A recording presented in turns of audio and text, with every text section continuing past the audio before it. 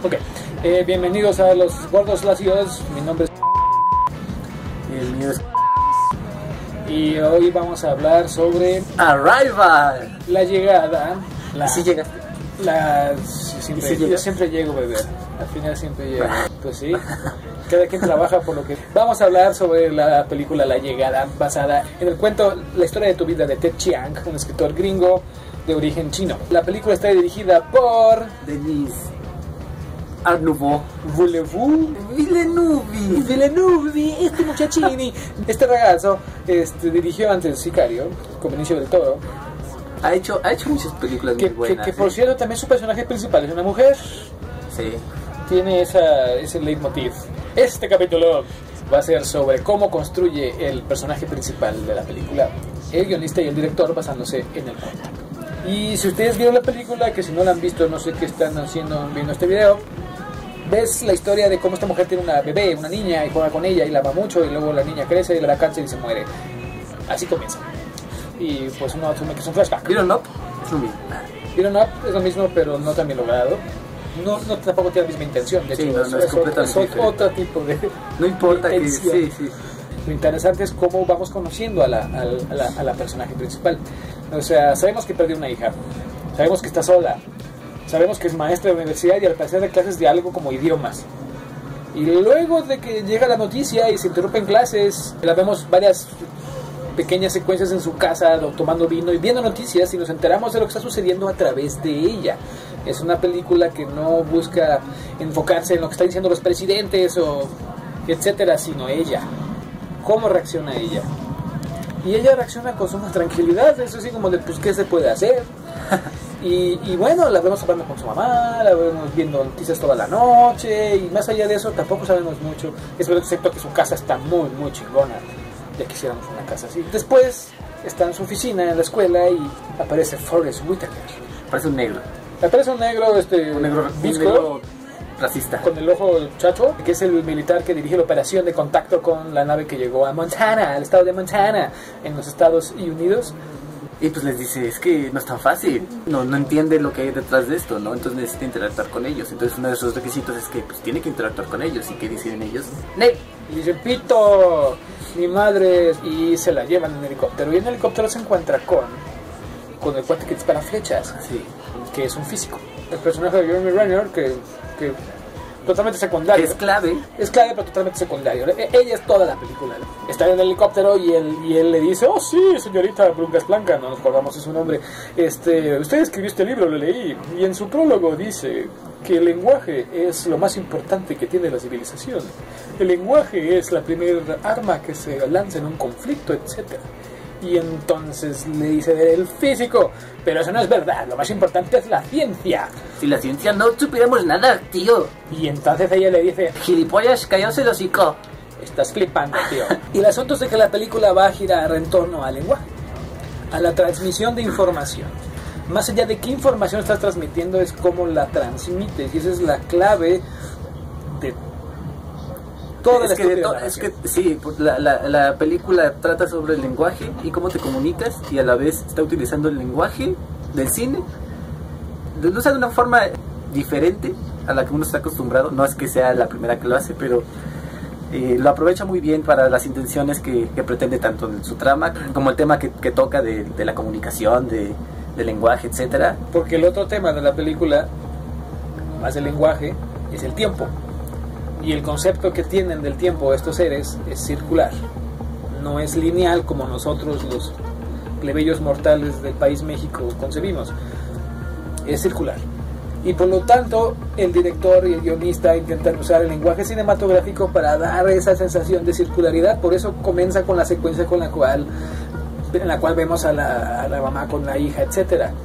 Todos asumimos que es un flashback, pero te están engañando para probar el punto. Ahora, ¿cómo construyes un personaje principal que sostenga la trama, que no se te caiga en ningún momento, que sea verosímil y que además no sea un personaje heroico? Porque ella no es heroica, ella es una académica. Sí, de hecho su acto de heroísmo al final no es heroísmo. Se puede tomar de esa forma, ¿no? Porque gracias a ella pues evita esta catástrofe mundial. pero no, o sea, su motivación no fue tratar de salvar la humanidad como tal, porque sí le importaba, sino pues saber qué pedo, o sea, está ahí con los aliens y dice, oye, pero ¿por qué tengo estas pinches alucinaciones de esta morra? ¿Quién es? Bueno, ya me adelanté. El asunto es de que tú la ves obedeciendo siempre las reglas. Los militares le dicen, esto es así, tienen tanto tiempo, pueden dormir aquí, solamente pueden hacer esto, y ella nunca rompe las reglas. Ella es una persona que no tiene ninguna intención de ir más allá de lo que le está permitiendo hacer.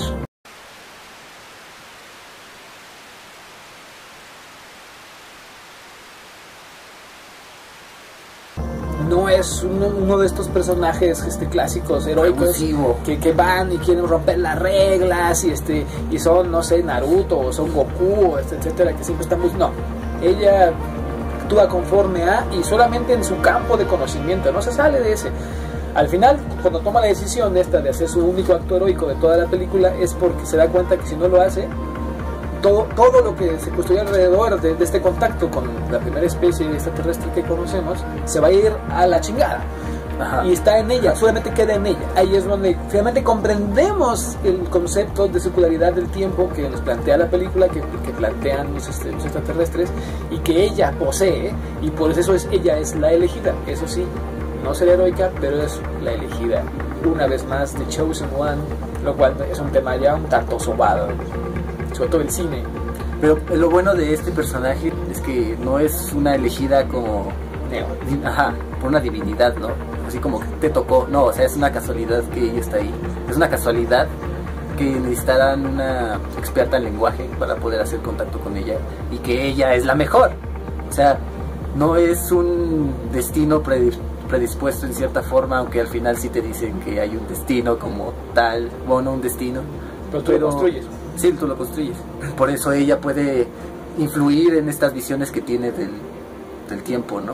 En el momento, o sea, hay una escena donde está hablando con su hija, le pregunta algo y ella no le responde, le vale madre, y en el último momento se acuerda de lo que preguntó y le contesta. Y empieza a influir en la relación que tiene con su hija. Sí, básicamente lo que ella puede hacer es modificar el presente, el futuro desde el presente. No, el presente desde el futuro. Y al revés. Y el presente desde el futuro, puede ser las dos cosas. Pero si ella no ha vivido la respuesta, en este caso, que su hija le pregunta una palabra que ella no sabe, todo esto está sucediendo en el futuro, pero de repente en el presente alguien la dice, entonces ella del futuro también lo sabe. O sea, el tiempo es circular, pero tampoco es totalmente libre y puede ser lo que tú quieras, sino que obedece obedece al presente. Obedece al presente, pero tú puedes modificar el futuro y puede ser que el futuro modifique el presente. Y ese es el gran mensaje que le están llevando los extraterrestres. Y ese gran mensaje bueno, ¿qué es el tiempo? ¿Y cómo puedes tú transmitir esto a través del lenguaje?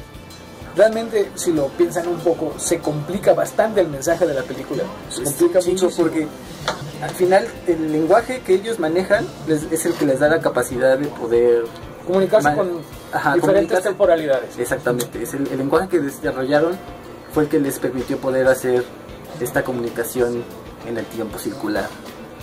Y es el que le enseñan a ella, y que al final ella le enseña a los demás. Aunque queda marcada, ¿no? Es como esta cruz que siempre va a llevar de que...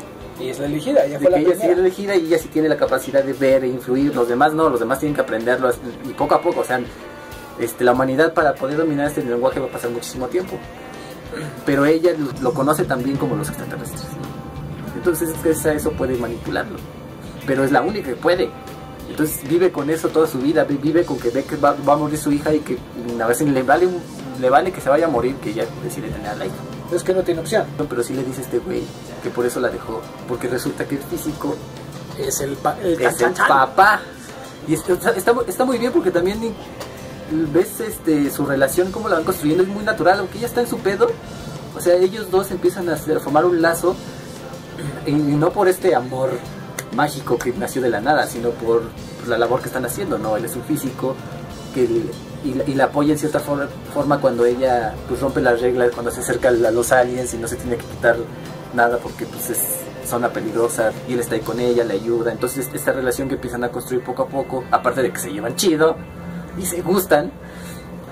Yo pienso que comienza con que él empieza a admirarla, ella es más brillante que él. Y él no es un tipo que tenga el ego tan débil que ante eso sea hostil, sino al contrario, dice, wow, esta mujer realmente es brillante. Y es primero una admiración casi profesional de científico a científico, que luego va pasando a lo personal, porque además ella necesita también ese apoyo a veces, porque va cargando un peso muy, muy grande. Hay una cosa que también se me hizo muy interesante, el manejo de los militares chinos. A los chinos les tocan 2 naves, a los gringos 1, a los rusos también les tocan 2. No me acuerdo. Sí. Bueno, los rusos les tocan 2, eso seguro. No sé si los chinos 2, pero les toca, creo que están frente de Shanghai, la que les toca a ellos. Y la relación que tienen con los chinos es a través del general que dirige las Fuerzas Armadas chinas, que parece una persona hostil y parece que él va a iniciar la guerra y está loco, pero realmente él también está intentando entenderlo por su lado, pero él no cuenta con alguien como esta mujer para comprenderlo. Y al final, si no fuera por él y el papel que juega él, se hubiera tratado la guerra, una guerra absurda que no podían ganar los humanos y que no tiene ningún sentido porque es solamente resulta que ellos querían ayudarnos lo que al principio es que eso también nos lleva a otro tema, que es los extraterrestres nos están dando la llave para ser mayores de edad como especie, y los humanos tenemos la opción de aceptar la llave y asumirla y entrar a esa especie de liga extraterrestre como la que plantea Sagan en Contacto, o actuar como niños enojados y aventar bombas, porque aún somos unos niños enojados. En algún momento tenemos que ser mayores de edad como especie. En este caso de esta historia nos echan una mano, pero lo más probable es que tenemos que hacerlo solos. Y pues ahora, con todo lo que está sucediendo en el mundo, podemos preguntarnos, ¿vamos a ser mayores de edad algún día o vamos a seguir siendo unos niños enojados que avientan bombas? You're wrong. No, I'm Murders not. are up. All right, you check. New York has done an excellent job, and I give credit. Lo bueno de Arrival es que no habla de algo que no haya pasado ya. O sea, ¿cuántas veces ha pasado en la historia de la humanidad que descubren una aldea nueva y se rompen su madre porque no se entiende? En la historia de la humanidad, todo contacto con una cultura nueva que no conoces acaba en conflicto. La diferencia es de que los extraterrestres están tan avanzados que ven eso como algo infantil. No, y porque los extraterrestres son como especies casi semidioses, o sea, ellos traen un plan. ¿Por qué es que lo hacen como lo hacen? No podemos saberlo, porque eso es su lógica y no la entendemos. Sí. Y eso algunos guionistas lo encuentran débil, lo llaman ex máquina, y dicen que es la voluntad del guionista, y como le da pereza explicarlo, así es. Sin bueno, embargo, pero aquí se está justificado porque es una especie muy avanzada. Muy avanzada. Aquí se justifica completamente, pero es un tema delicado en clases de guionismo. De hecho, otras cosas que te dicen que no hagas bajo ninguna circunstancia. Que pase porque sí. He leído algunas opiniones de gente que vio la película que piensa que como siempre ponen a los gringos salvando al mundo, pero creo que no acaban de comprender el mensaje. Creo que no vieron a profundidad cómo está tratado. Está vista la historia a través de los gringos, sí. Sí, claro, pues ella es gringa. Ella es gringa, pero el único factor que los diferencia es ella. No es cómo actúan los militares. De hecho, los militares gringos, hay algunos de ellos que intentan atacar a los extraterrestres, ponen una bomba en su nave. Sí, los más radicales, como siempre. El pretexto de esta minoría de edad, de esta infantilidad de la especie, para criticar al gobierno de Trump. Wrong. Y más que a Trump, a la derecha gringa, que ama las armas y que es racista y todo lo que sabemos. Porque ellos están viendo este blog que tiene un tipo que está apelando por el uso de las armas y porque el ejército se mueva, porque si no, ¿para qué tenemos un maldito ejército? Si no es para defendernos de las amenazas externas, los inmigrantes de Siria o los extraterrestres, para el caso es lo mismo. Es ese miedo tan occidental del de fuera. Pero solamente dura un momento. Sin embargo, uno como espectador gringo, y por extensión también nosotros, pero más para los gringos, este mensaje queda muy claro a la hora en que un grupo de los militares, sin recibir órdenes de superiores, deciden atacar, poner una bomba en la nave extraterrestre, totalmente por sus pistolas. Como gringo dices, claro, pues sí, es natural. Tal vez si fueran militares mexicanos y la nave hubiera llegado a México, hubiera sido muy, muy diferente. No pueden imaginarlo. No. Empiezan a vender a precios exorbitantes paseos adentro de la nave para hijos de funcionarios y millonarios, y está la hija del dueño del sindicato de Pemex con sus perritos tomándose fotos aquí con los extraterrestres. Pasan primero los hijos de funcionarios a sacarse selfies que Amy Adams. que los científicos a ver qué demonios está pasando. Y al tercer día los gringos ya tomaron control, porque obviamente ustedes no pueden manejarlo solos, amigos. Ustedes necesitan nuestra ayuda. Y entonces mientras Videgaray estaría diciendo, esto es por la cooperación bilateral y nos combina a todos, todo estará manejado ya por los gringos, obviamente, porque pues nuestro gobierno, la pregunta que le hacen a los gringos es, ¿con salivita o sin salivita? Como diría que ese viejo chiste, sí, me la metió por el culo, pero sin la cara. Regresando a la construcción de la personaje, vivimos una época en la que se está resignificando las posiciones de poder de hombres y mujeres. Y por eso es tan interesante que una película como esta tenga como principal personaje a una mujer y que no la glorifiquen gratis. Como mujer tiene cierta diversión, ¿no? El personaje, pero no es el factor por el que es importante. Así es, no es glorificar por glorificar gratuitamente, sino es, creo yo que eso sí es darle el espacio justo, el espacio necesario, el espacio real que tienen mujeres y hombres. No es que unos sean más poderosos que otros, o sea, pasamos por una época en la que se glorificaba, por ejemplo, personajes como Rambo o Robocop, que eran muy masculinos, eran muy fuertes y partían madres y grandes y y ese era como el rollo. Dead or alive, you are coming with me. Pero ¿qué haces? Anti-establishment. ¿Quieres hacer algo equivalente con una mujer? No se pone una mujer toda mamada disparando, sino no, eso es demasiado básico. Pones a un ser humano que además es mujer, reaccionando como reaccionaría una persona que está dedicada a un campo específico del conocimiento y no va más allá, no le empujan más de lo que tiene que hacer, no lo necesita, son tan hábiles para contarte la historia que no necesitas eso es lo que hace un buen narrador de historias y es lo que hace Denis Villeneuve. Y no la nominaron ni al Oscar porque la academia está más preocupada por sacudirse la culpa del esclavismo y del racismo que por premiar el buen cine. Si hubiese ganado, no sé, ella si hubiese estado nominada, hubiese ganado, creo que hubiera sido más representativo para las mujeres que un personaje como ella ganara que Emma Stone. Digo, hablando desde la perspectiva en el que como la academia siempre es tan dadivosa y políticamente correcta y tiene que darle el espacio que no han tenido porque nunca les ha importado, solamente cuando entregan premios. No, porque ellos son la conciencia de la izquierda gringa y tienen que premiar aquello que está buscando la diversidad. Y por eso dieron el premio Moonlight, que no es para nada una mala película, pero no fue la mejor película del año pasado, porque negros gays, imposible que no ganen una película de negros gays. Dios mío, en 10 años van a ser latinos gays, pero por ahora están con los negros, antes estaban con el Holocausto. Van por etapas. Van como 40, 50 años de retraso. El personaje, creo que ya hablamos bastante del personaje. Creo que está muy claro que es un personaje redondo. En términos en de, todos los de sentidos. guionismo es perfecto. Sí, no hay nada que falte o que sobre en el personaje. Podríamos decir eso de, no sé, de Moonlight. El personaje principal es muy buen personaje, pero al final se pierde en lo que pretendía. Si vamos a hablar de Moonlight, vamos a hablar de una película que no tuvo los huevos de contar una historia bien. Le empieza contando muy bien, todo el primer acto es excelente, no tiene desperdicio. Bueno. El segundo se defiende, el tercero les faltó, o sea, no es que tuvieran que poner sexo gay, ese no era el pedo. El asunto es de que no se atreven a meterse más en qué significa una relación.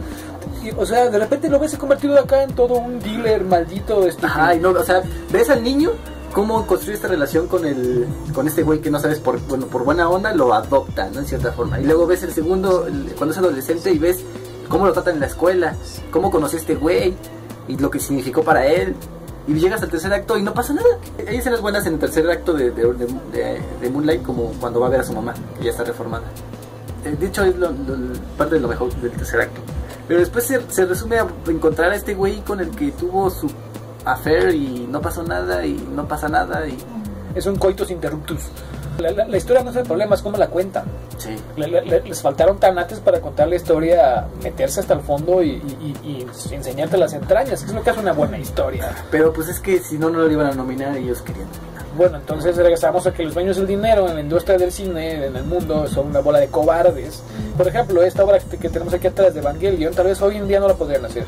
Tal vez hoy en día no les dan el dinero para hacerla, porque es demasiado loco, no, pero eso no va a pegar, no se va a vender, porque todo lo que importa es que se venda, que se venda. Y si la llegada recuperó la inversión y ganó un poquito más, pues dense por satisfechos, porque así que... No, sí fue éxito taquillero, pero no rompió el taquilla. Por eso es de que prefieren volver a contar Star Wars. La misma historia de contar de nuevo, pero ahora políticamente correcta, y ponemos un negro y una mujer, solamente porque hay que poner un negro y una mujer, no, o sea, no es como Arrival, que tiene todo sentido que sea una mujer, no, aquí solamente porque hay que poner a una mujer y a un negro, porque ese es el rollo, ahora, y les digo, en 10 años va a ser también un mexicano, van a ver. Pues ya fue, en parte. Sí, pero no y no estuvo mal, o sea, ese Diego Luna en Rogue One no estuvo mal, pero son cosas puntuales, porque en general el personaje es como todos los demás, no importa. Si no pasas del arquetipo, no estás realmente haciendo un cambio, solamente estás queriendo cumplir con las exigencias sociales del momento, y eso habla de que eres un perezoso a la hora en que haces tu historia y te quieres ir a la segura, porque las personas reconocen... ¿Por qué no te dejan? Los dueños del dinero, o sea, gente que con talento, con historias geniales, seguramente hay miles, pero no los dejan llegar a la pantalla grande, y si los dejan es a través de una serie de censuras y mochaciones y adaptaciones para que el gran público, ese que lleva a sus hijos a ver a los Minions, pueda entender la película, porque si no lo entiende entonces no van a volver a ver, les van a recomendar, y entonces nuestro dinero, ¿alguien quiere pensar en el dinero? Bueno, pero Arrival es una buena película. Arrival es una buena película, y lean el cuento, la historia de mi vida de Ten Chiang. Y pues, adiós. Bueno, entonces hablemos de chistes de pedos. Eso no es un chiste. Eso solo es un pedo. No me sé ningún chiste de pedos. No, ni yo. Se hace un chiste con pedos. Puedo cantar el himno con pedos, pero no sé hacer chistes. No me sé ningún chiste de pedos.